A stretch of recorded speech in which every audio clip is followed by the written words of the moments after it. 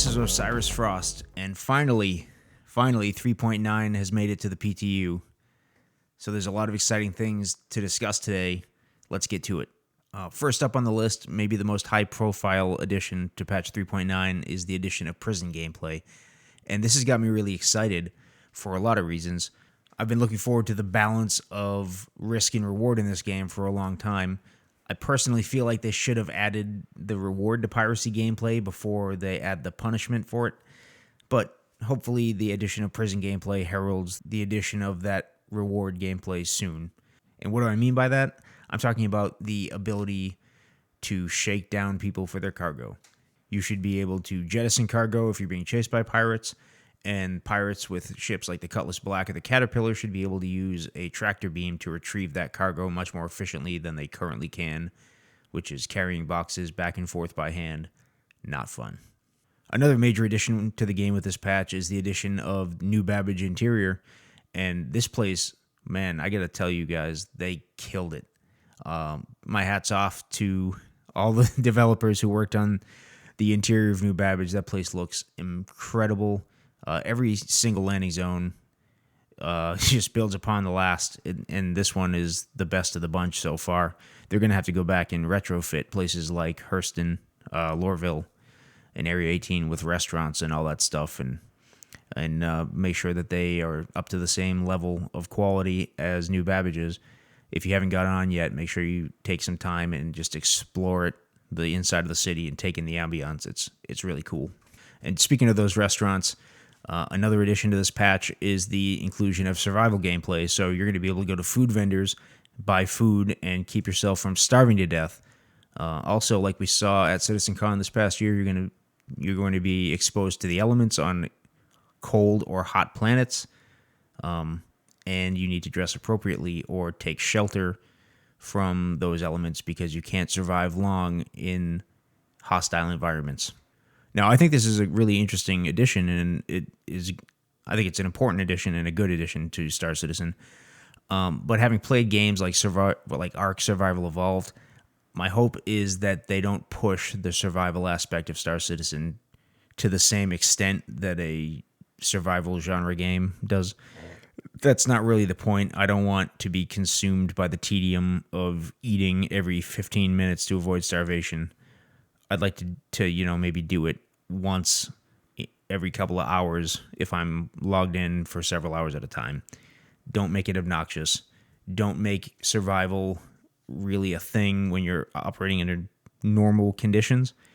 Make it a thing when you're operating at extremes, like you go to an extremely cold ice planet or extremely hot planet with no atmosphere or whatever.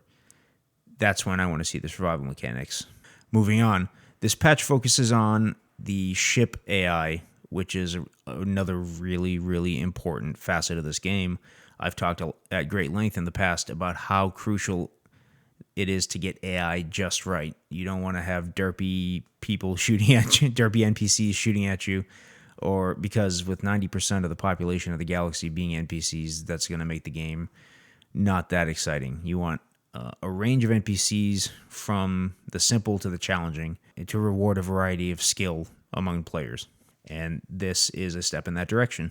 Also in 3.9, we get some quality of life improvements. And a big one of those is the blending of the player friends lists, so that your friends list on Spectrum and in the client are all together.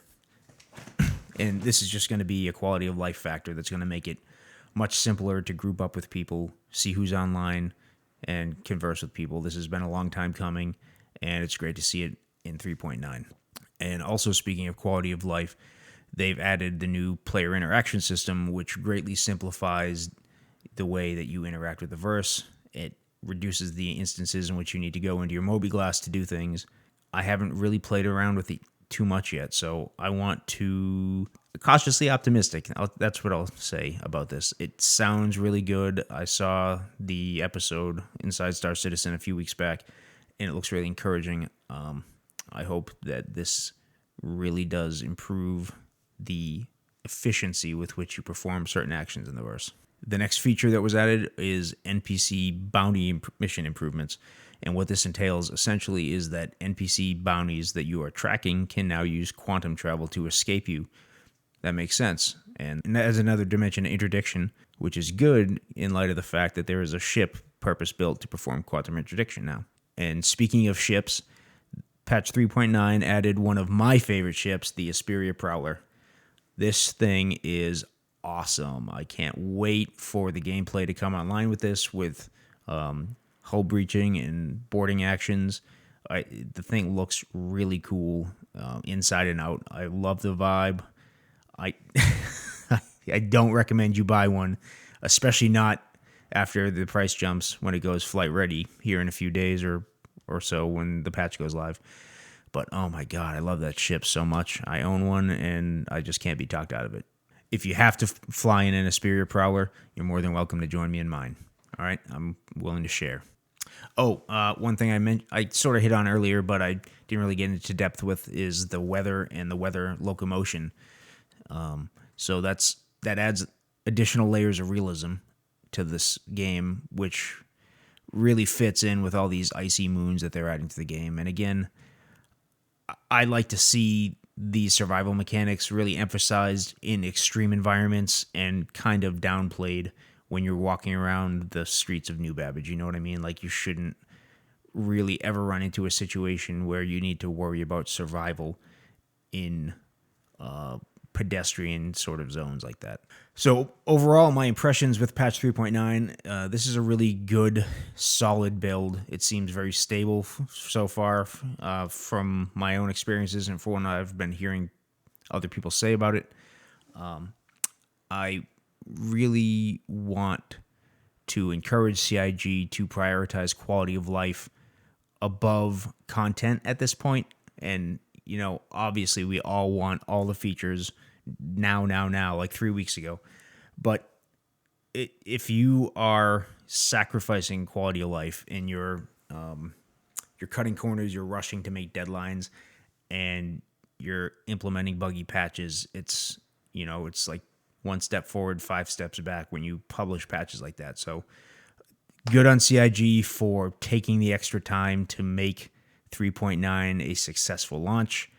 And let's build on that and move forward and have an enjoyable alpha for the remainder of development. Some of my concerns with this patch, with each new patch, right, with each new landing zone introduced, you're getting the landing zone rollout stretched out over more and more and more patches. And if you look at the roadmap now, I think last patch 3.8 we got Microtech.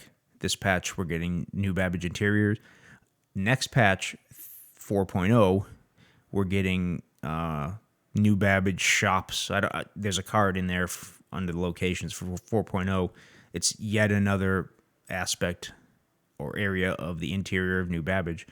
My hope is that this is not a trend where implementing new areas is drawn out over a year or 2 years or however long.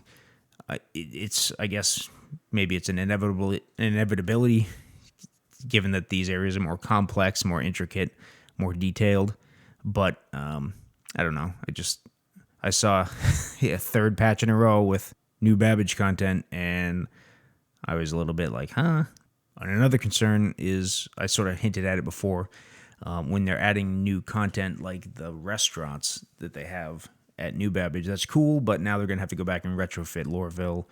I think Area 18, I don't think, there might be like a hot dog cart there or something, but those places are going to become kind of hokey and obsolete if they don't have the same amenities that the newer landing zones have. So I don't know how much work is involved in that. Maybe with the tools that they've been building for the last couple of years, maybe it's a simple thing. They can just block out some area and procedurally generate a restaurant. Bam, done. All right, so that's my impressions of 3.9. I'm glad that it's finally here. I'm looking forward to spending some time in the verse this weekend and really getting down and dirty with this patch. I'd like to know your thoughts, though. Please let me know how you find 3.9. What do you think about the delay? Was it worth it? Do you wish they would switch to a different sort of roadmap or different sort of release schedule, or what's going on with all of that. Let me know your thoughts in the comments below this video. Until next time, I've been Osiris Frost. Thanks for watching.